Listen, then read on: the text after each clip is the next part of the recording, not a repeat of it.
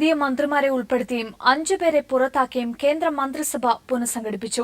സ്മൃതി ഇറാനിക്ക് മാനവവിഭവശേഷി നഷ്ടമായി. പ്രകാശ് ജാവ്ദേക്കറിന് ക്യാബിനറ്റ് പദവിയോടെ മാനവവിഭവശേഷിയുടെ ചുമതല നൽകി.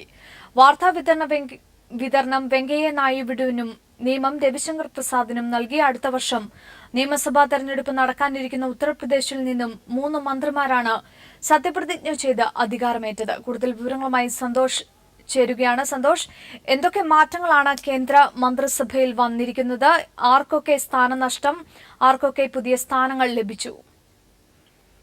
അഞ്ജു, മന്ത്രിസഭാ പുനഃസംഘടനയുടെ ഭാഗമായി 19 പുതിയ മന്ത്രിമാരാണ് ഇന്ന് സത്യപ്രതിജ്ഞ ചെയ്ത് അധികാരമേറ്റത്. അതോടൊപ്പം തന്നെ മന്ത്രിമാരുടെ വകുപ്പുകളിലും വലിയ അഴിച്ചുപണി ഉണ്ടായിരിക്കുന്നു. അതിൽ ഏറ്റവും ശ്രദ്ധേയമായത് സ്മൃതി ഇറാനിക്ക് മാനവ വിഭവശേഷി വകുപ്പ് നഷ്ടമായി എന്നുള്ളതാണ്.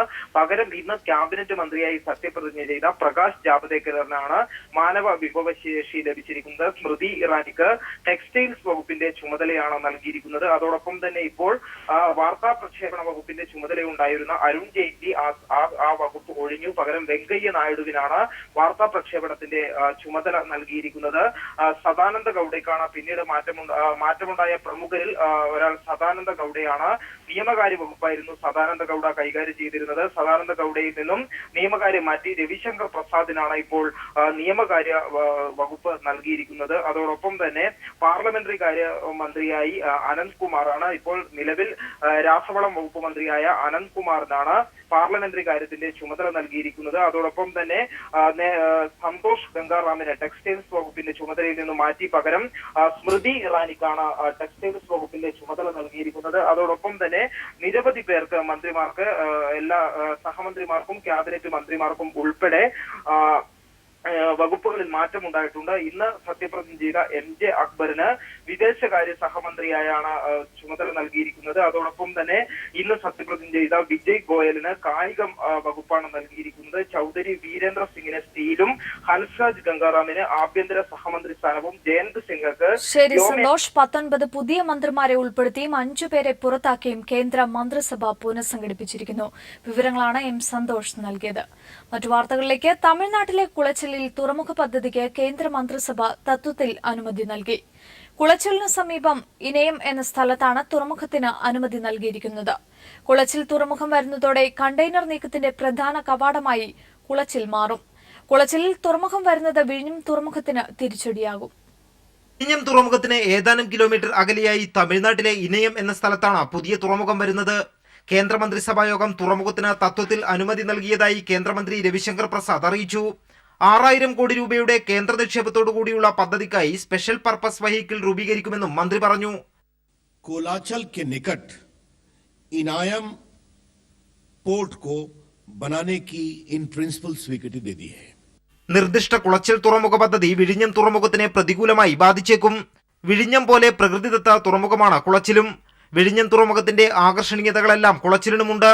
അന്താരാഷ്ട്ര കപ്പൽചാലിന് അടുത്തു കിടക്കുന്ന കുളച്ചിൽ തുറമുഖത്തെ ചരക്കു കപ്പലുകൾ കൂടുതലായി ആശ്രയിക്കുന്നതാണ് തിരിച്ചടിക്ക് പ്രധാന കാരണം. ഇരു തുറമുഖങ്ങൾക്കും സമുദ്രതീരത്തോട് ചേർന്ന് കിടക്കുന്ന കടലിന്റെ ആഴം സമാനമാണ്. നിലവിൽ വലിയ കപ്പലുകൾ കൊളംബോ തുറമുഖത്തെയാണ് ആശ്രയിക്കുന്നത്. വിഴിഞ്ഞം തുറമുഖം വരുന്നതോടെ ഈ കപ്പലുകൾ വിഴിഞ്ഞത്തേക്ക് വരുമെന്നായിരുന്നു പ്രതീക്ഷ. എന്നാൽ ഇനി ഈ കപ്പലുകൾ കുളച്ചിൽ തുറമുഖത്തേക്ക് പോകാനുള്ള സാധ്യതയാണുള്ളത്. വിഴിഞ്ഞത്തേക്കാൾ കൂടുതൽ മുതൽ മുടക്കുന്ന കുളച്ചിൽ തുറമുഖം അടിസ്ഥാന സൗകര്യങ്ങളുടെ കാര്യത്തിലും വിഴിഞ്ഞത്തെ പിന്നിലാക്കും.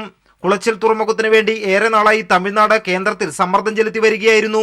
കന്യാകുമാരി MPയും ഷിപ്പിംഗ് വകുപ്പ് സഹമന്ത്രിയുമായ പൊൻ രാധാകൃഷ്ണന്റെ ഇടപെടലും കുളച്ചിലിന് അനുമതി ലഭിക്കാൻ കാരണമായി. രാജ്യസഭയിൽ ബില്ലുകൾ പാസാക്കുന്നതിന് AIDMKയുടെ പിന്തുണ പ്രതീക്ഷിക്കുന്ന BJP കുളച്ചിൽ തുറമുഖത്തിന് അനുമതി നൽകുക വഴി ഒരു രാഷ്ട്രീയ നീക്കം കൂടിയാണ് നടത്തിയിരിക്കുന്നത്. News bureau, Delhi. രാജ്യതലസ്ഥാനത്ത് റംസാൻ ദിനത്തോടനുബന്ധിച്ച് വൻ ഭീകരാക്രമണത്തിന് സാധ്യതയുണ്ടെന്ന് ഇന്റലിജൻസിന്റെ മുന്നറിയിപ്പ്. ഭീകരർ 3 വാഹനങ്ങളിലായി കശ്മീരിൽ നിന്ന് ഡൽഹിയിലേക്ക് കടന്നെന്ന സൂചനയിൽ ഡൽഹിയിൽ കനത്ത ജാഗ്രതാ നിർദ്ദേശം പുറപ്പെടുവിച്ചു. അതിർത്തിയിലൂടെ നുഴഞ്ഞുകയറിയ ഭീകരർ 3 വാഹനങ്ങളിലായി കാശ്മീരിൽ നിന്ന് ഡൽഹിയിലേക്ക് കടന്നിട്ടുണ്ടെന്നാണ് പഞ്ചാബ് പോലീസ് മുന്നറിയിപ്പ് നൽകിയത്. അത്യാധുനിക ആയുധങ്ങളുമായാണ് പഞ്ചാബ് വഴി ദില്ലിയിലേക്ക് ഭീകരർ കടന്നതെന്നാണ് വിവരം. പഞ്ചാബിൽ നിന്ന് കാണാതായ 3 വാഹനങ്ങൾ ഭീകരർ തട്ടിയെടുത്തതാവാമെന്നാണ് രഹസ്യാന്വേഷണ വിഭാഗം കരുതുന്നത്. ഈ വാഹനങ്ങൾ ഇതുവരെ കണ്ടെത്താനായിട്ടില്ല. നേരത്തെ പഞ്ചാബ് അതിർത്തി വഴി കടന്ന ഭീകരരാണ് പത്താൻകോട്ട് വ്യോമസേനാ താവളത്തിൽ രാത്രി ആക്രമണം നടത്തിയത്. അടുത്തിടെ കാശ്മീർ അതിർത്തി വഴിയുള്ള നുഴഞ്ഞുകയറ്റവും വർദ്ധിച്ചിരുന്നു. ബംഗ്ലാദേശിലെ ഭീകരാക്രമണത്തിന് പിന്നാലെ ഇന്ത്യ ബംഗ്ലാദേശ് അതിർത്തിയിൽ നുഴഞ്ഞുകയറ്റം തടയാൻ അതിർത്തി രക്ഷാസേന നിരീക്ഷണം ശക്തമാക്കിയിരുന്നു. റംസാൻ ദിനത്തോടനുബന്ധിച്ച് രാജ്യതലസ്ഥാനത്ത് ആക്രമണത്തിന് ഭീകരർ ലക്ഷ്യമിടുന്നതായാണ് സൂചന. മുന്നറിയിപ്പിന്റെ പശ്ചാത്തലത്തിൽ തലസ്ഥാനത്ത് സുരക്ഷ കർശനമാക്കി. News bureau, Delhi. ഉത്തർപ്രദേശ് നിയമസഭാ തെരഞ്ഞെടുപ്പിന്റെ ചുമതല കോൺഗ്രസ് പ്രിയങ്ക ഗാന്ധി ഏൽപ്പിക്കുമെന്ന അഭ്യൂഹം ശക്തമായി. അഭ്യൂഹങ്ങൾ വേണ്ടതില്ലെന്നും പ്രിയങ്കയുടെ കാര്യത്തിൽ തീരുമാനമെടുത്താൽ എല്ലാവരെയും അറിയിക്കുമെന്നും കോൺഗ്രസ് വക്താവ് രൺബീർ സുർജേവാല പറഞ്ഞു. എന്നാൽ രാഹുൽ ഗാന്ധിക്ക് കഴിവില്ലെന്ന് ബോധ്യപ്പെട്ടതുകൊണ്ടാണ് കോൺഗ്രസ് പ്രിയങ്കയെ രംഗത്തിറക്കുന്നതെന്ന് ബിജെപി പരിഹസിച്ചു. കഴിഞ്ഞ ലോക്സഭാ തിരഞ്ഞെടുപ്പിൽ സഹോദരൻ രാഹുൽ ഗാന്ധിയുടെയും അമ്മ സോണിയാഗാന്ധിയുടെയും തിരഞ്ഞെടുപ്പ് പ്രചരണത്തിൽ പ്രിയങ്ക ഗാന്ധി സജീവമായിരുന്നു. എന്നാൽ അടുത്ത വർഷം ആദ്യം നടക്കാനിരിക്കുന്ന ഉത്തർപ്രദേശ് നിയമസഭാ തിരഞ്ഞെടുപ്പിൽ പാർട്ടിയുടെ പ്രചരണ ചുമതലയാണ് പ്രിയങ്കയെ കാത്തിരിക്കുന്നത്. AICC നേതൃത്വം ഇതുവരെ ഈ കാര്യം ഔദ്യോഗികമായി സ്ഥിരീകരിച്ചിട്ടില്ലെങ്കിലും ദില്ലി അക്ബർ റോഡിലെ AICC ആസ്ഥാനത്തും സോണിയാഗാന്ധിയുടെ വസതിയായ 10 ജൻപത്തിലും ഇതാണ് ഇപ്പോൾ പ്രധാന ചർച്ചാ വിഷയം. ഗുലാം നബി ആസാദ് ഉൾപ്പെടെയുള്ള നേതാക്കളും ഉത്തർപ്രദേശ് സംസ്ഥാന ഘടകവുമാണ് പ്രിയങ്ക തിരഞ്ഞെടുപ്പ് പ്രചരണത്തിന് നേതൃത്വം നൽകണമെന്ന ആവശ്യം മുന്നോട്ട് വച്ചത്. പ്രിയങ്ക ഗാന്ധി തിരഞ്ഞെടുപ്പ് രംഗത്ത് സജീവമായി ഉണ്ടാകുമെന്ന് ഗുലാം നബി ആസാദും കോൺഗ്രസ് UP സംസ്ഥാന അധ്യക്ഷൻ സത്യദേവ് ത്രിപാഠിയും വ്യക്തമാക്കുകയും ചെയ്തു.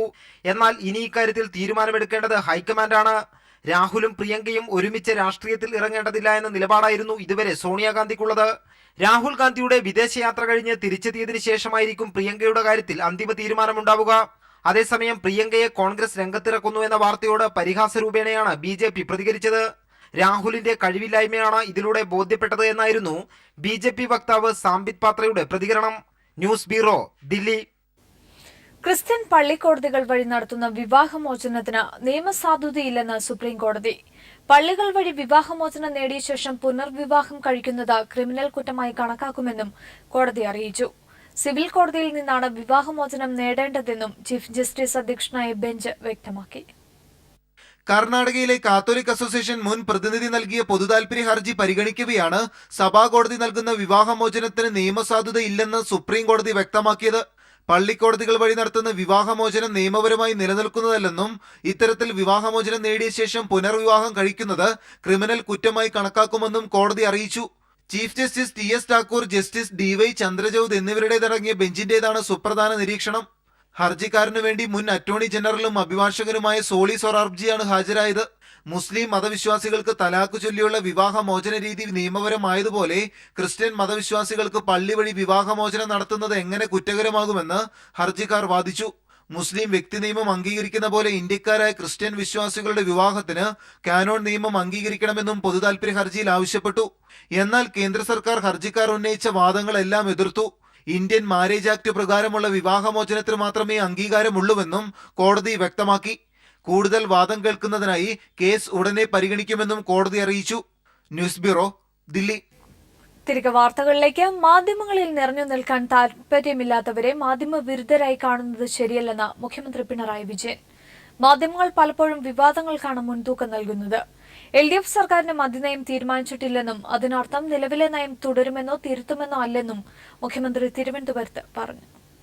മാധ്യമങ്ങളിൽ നിറഞ്ഞു നിൽക്കാൻ താല്പര്യമില്ലാത്തവരെ മാധ്യമവിരുദ്ധരായി കാണുന്നത് ശരിയല്ല എന്നുകൂടി ഈ ഘട്ടത്തിൽ മാധ്യമ പ്രവർത്തകരെ ഓർമ്മിപ്പിക്കേണ്ടതുണ്ട് എന്നാണ് എനിക്ക് തോന്നുന്നത്. പലപ്പോഴും വിവാദങ്ങൾക്കാണ് ചാനലുകൾ മുൻതൂക്കം കൊടുക്കുന്നത്.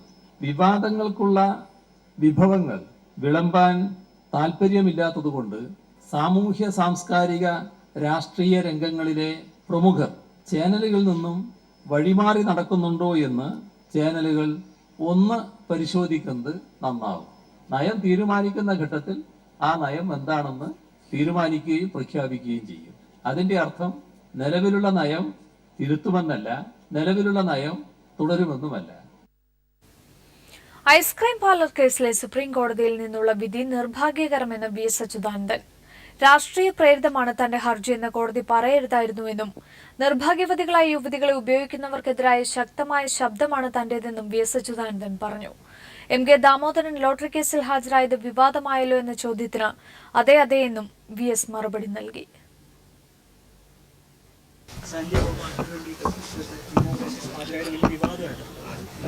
അതെ അതെ, അതെല്ലാം തന്നെ ഞാൻ കേസ് നടത്തിയതിൻ്റെ ഫലമായിട്ട്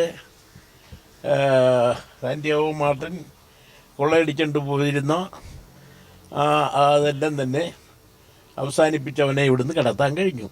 അതെ, ഐസ്ക്രീം കേസിലെ സ്ഥിതി നിങ്ങൾക്കറിയാമല്ലോ. കോടതി അത് രാഷ്ട്രീയ പ്രേരിതം എന്നൊക്കെ പറഞ്ഞിട്ട് ഇപ്പോഴത് തള്ളിക്കളയുക മാത്രമല്ല, എനിക്ക് കേസ് ഉണ്ടെങ്കിൽ അത് കീഴ്ക്കോടതിയിൽ കൈകാര്യം ചെയ്യാം എന്ന് പറഞ്ഞിട്ടുള്ള വിധിയാണിപ്പോൾ വന്നിരിക്കുന്നത്. അതേപ്പറ്റി ഒന്നും കോടതി പരാമർശിക്കാതെ രാഷ്ട്രീയ പ്രേരിതമായിട്ടുള്ള പ്രശ്നം കൈകാര്യം ചെയ്യാൻ കോടതി അനുവദിക്കരുതെന്ന് പറഞ്ഞ് ഉള്ളൊരു വിധിയാണ് ഉണ്ടായിരിക്കുന്നത്. വളരെ നിർഭാഗ്യകരമായി പോയത്. സർക്കാർ അഭിഭാഷകൻ വേണ്ട രീതിയിൽ നിലപാട് ബോധിപ്പിച്ചിട്ടില്ല എന്നാണ് വേറൊരു വിമർശനം. അതേക്കുറിച്ച് എങ്ങനെയാണ്? പറഞ്ഞല്ലോ, അതൊക്കെ നിർഭാഗ്യകരമായി പോയി. വ്യാഴത്തിന്റെ രഹസ്യങ്ങൾ കണ്ടെത്താൻ നാസ വിക്ഷേപിച്ച ജൂണോ പേടകം വ്യാഴത്തിന്റെ ഭ്രമണപഥത്തിൽ. രാവിലെ 9-ന് ശേഷമായിരുന്നു ചരിത്ര നിമിഷം. ചരിത്രത്തിലെ ഏറ്റവും വലിയ ബഹിരാകാശ ദൌത്യങ്ങളിലൊന്നാണെന്ന് നാസ അറിയിച്ചു. $113 കോടി ചെലവിട്ട പേടകം 5 വർഷം മുമ്പാണ് നാസ വിക്ഷേപിച്ചത്.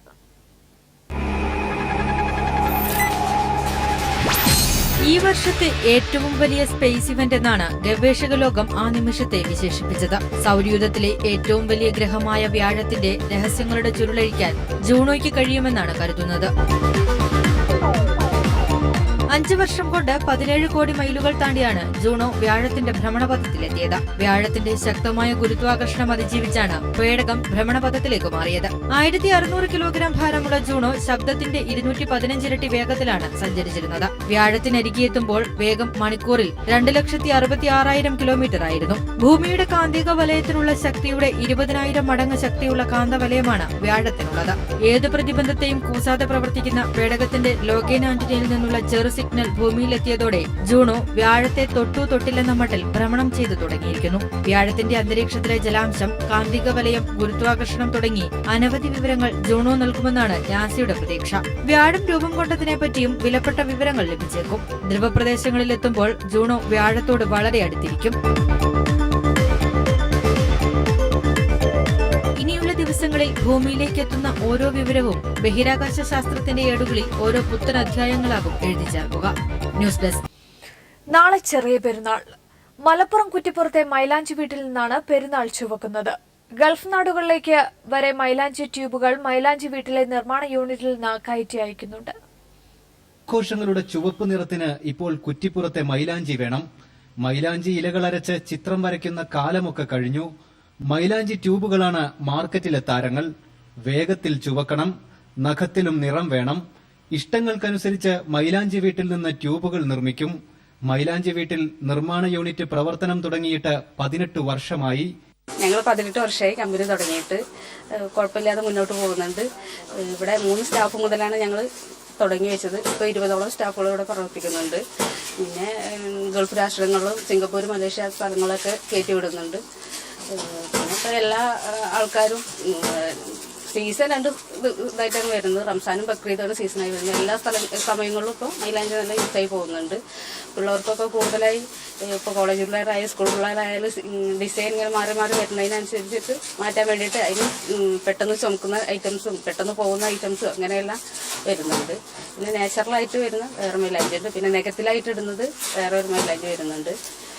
കുഴപ്പമില്ലാതെ മുന്നോട്ട് പോകുന്നുണ്ട്. 20 തൊഴിലാളികളുണ്ട്. കേരളത്തിൽ മാത്രമല്ല, സിംഗപ്പൂരും മലേഷ്യയിലും വിവിധ ഗൾഫ് നാടുകളിലും മൈലാഞ്ചി വീട്ടിൽ നിന്ന് മൈലാഞ്ചി ട്യൂബുകൾ എത്തുന്നുണ്ട്. News bureau, Malappuram.